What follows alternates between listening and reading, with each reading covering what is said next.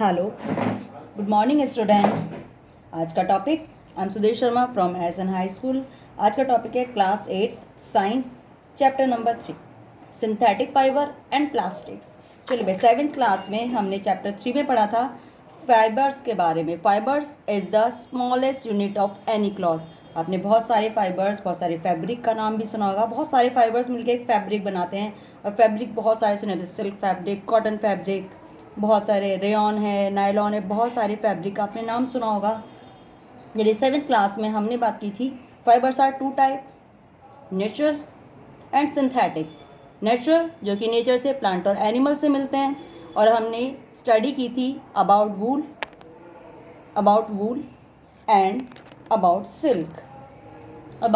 Silk. चलिए आज हम 8th क्लास में बात करेंगे कुछ सिंथेटिक फाइबर्स के बारे में। सिंथेटिक फाइबर्स और उससे कुछ टाइप, जैसे कि सिंथेटिक फाइबर है क्या, कैसे बने होते हैं, हाउ कैन दे मेड, कैसे बने होते हैं, और कुछ सिंथेटिक फाइबर के बारे में पढ़ेंगे जैसे कि रेयॉन है, नायलॉन है एंड पॉलिस्टर और एक्रिलिक, कैसे बने होते हैं, क्या क्या यूजेस होते हैं, क्या क्या इनकी प्रॉपर्टीज़ होती हैं, and the character of synthetic fibres. Okay, हमने ये तो जाना fibre is the smallest unit of any cloth. That fibre are 2 type. Okay, आज बात करते हैं सिंथेटिक फाइबर। सिंथेटिक फाइबर को मैन मेड फाइबर्स भी कहते हैं। क्यों? क्योंकि मैन इसको बनाता है। Man, it's a made by man. Okay, आखिर what are the synthetic fibre? Synthetic fibres है क्या?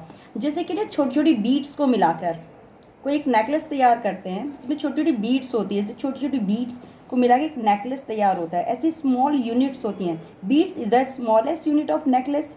ऐसी स्मॉल बीड्स होती हैं। इसी तरह से कुछ केमिकल सबस्टांस हैं जो आपस में ज्वाइन होके, छोटी छोटी यूनिट्स के रूप में ज्वाइन होके एक पूरी यूनिट बनाते हैं। किसकी? एक सिंथेटिक फाइबर की। उस स्मॉलेस्ट यूनिट को हम कहते हैं पॉलीमर। जस्ट देन स्मॉल छोटी छोटी बीड्स मिलकर एक पॉलीमर बनाते हैं। पॉलीमर इज ऑल्सो यूनिट पर is a large unit. Smallest unit beads छोटी छोटी केमिकल सबस्टांस है जो मिलके एक लार्ज यूनिट बनाते हैं। This is a polymers. और बहुत सारे पॉलीमर्स मिलके एक सिंथेटिक फाइबर को बनाते हैं। पॉलीमर का मीन होता है पॉली प्लस मर। पॉली मतलब बहुत सारे, many in numbers. Okay, that's it. चलिए इसी टाइप से type of synthetic fibre first बात करते हैं रेयॉन। अब पता है सिल्क फाइबर हमें किससे मिलता है? सिल्क वॉर्म से। हम 7th क्लास में पढ़ भी चुके हैं rearing of silk worm. China में इसकी फर्स्ट ऑफ ऑल डिस्कवरी हुई थी। कहाँ पर? चाइना में।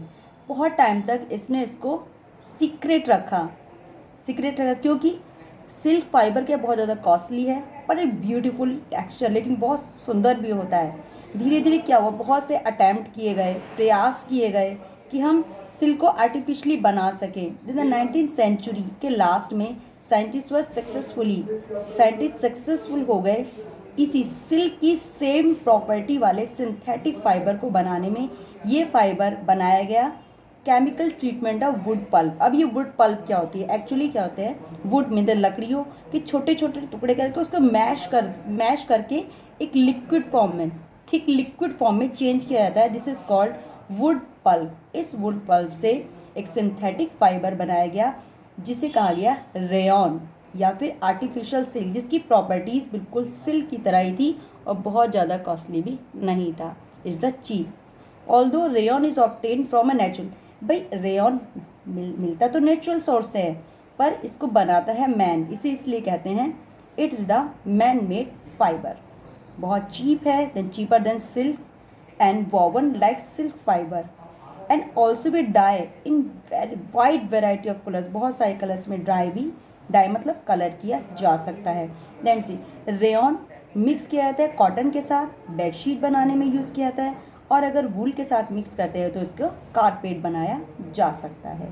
ओके, चलिए सेकंड में आ गया nylon. Nylon is another man made fibre.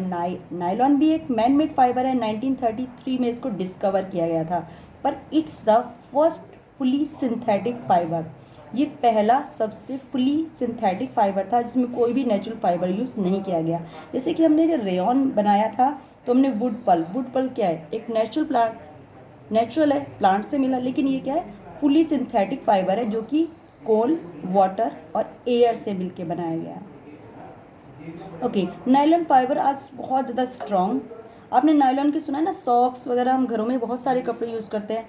It's so strong होते हैं, इलास्टिक, स्ट्रेचेबल होते हैं, बहुत ज़्यादा लाइट होते हैं। It was lustrous and easy to wash, और आसानी से इसको वॉश किया जा सकता है। It become very popular for making cloth. We use many articles, हम इसके बहुत सारे आर्टिकल जैसे सॉक्स हैं, रोप, रस्सियाँ, tents, toothbrushes, car seat belt, sleeping bags, curtains बनाते हैं।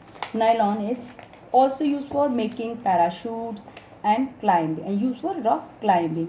It because nylon thread is actually stronger than a steel wire, एक स्टील वायर से भी ज़्यादा स्ट्रॉन्ग होता है। ओके, नेक्स्ट थर्ड है हमारा पॉलिस्टर। पॉलिस्टर क्या है?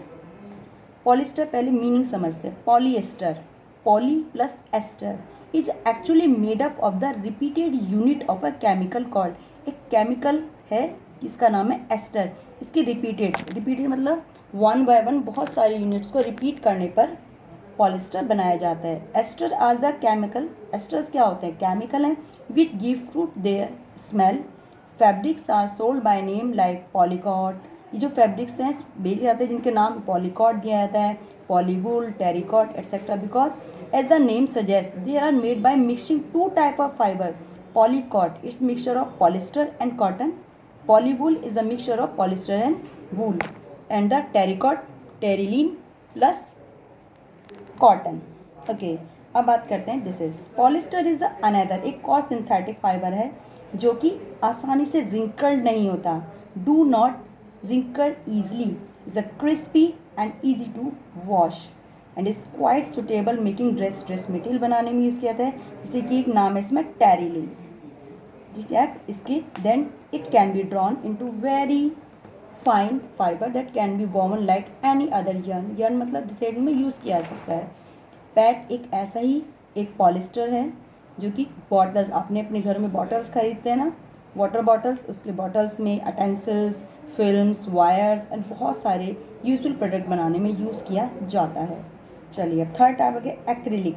एक्रिलिक फाइबर हम पहनते हैं क्या? स्वेटर और शॉल्स लेते हैं, blankets in winter. Many of this actually not made for natural wool, ये नेचुरल वूल क्यों नहीं, but natural wool is so costly, बहुत ज़्यादा कॉस्टली होती है, इसलिए क्या सिंथेटिक वूल बनाई गई। This is called acrylic. Then made a synthetic fibre, they appear to the resemble wool, बिल्कुल वूल की तरह दिखाई देती है। These are prepared from another type of synthetic fibre called acrylic.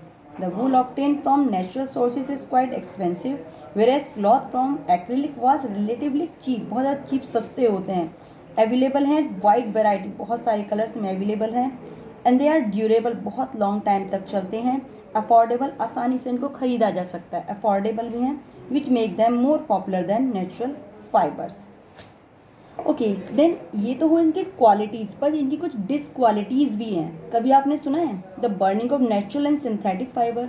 अगर कोई नेचुरल जैसे कॉटन अगर जलता है या सिंथेटिक जैसे कि स्वेटर है, नायलॉन वगैरह जल जाते हैं, उसको क्या चेंजेस आते हैं? ये डिसक्वालिटी है, because synthetic fibre melt on heating करने पे मेल्ट हो जाते हैं।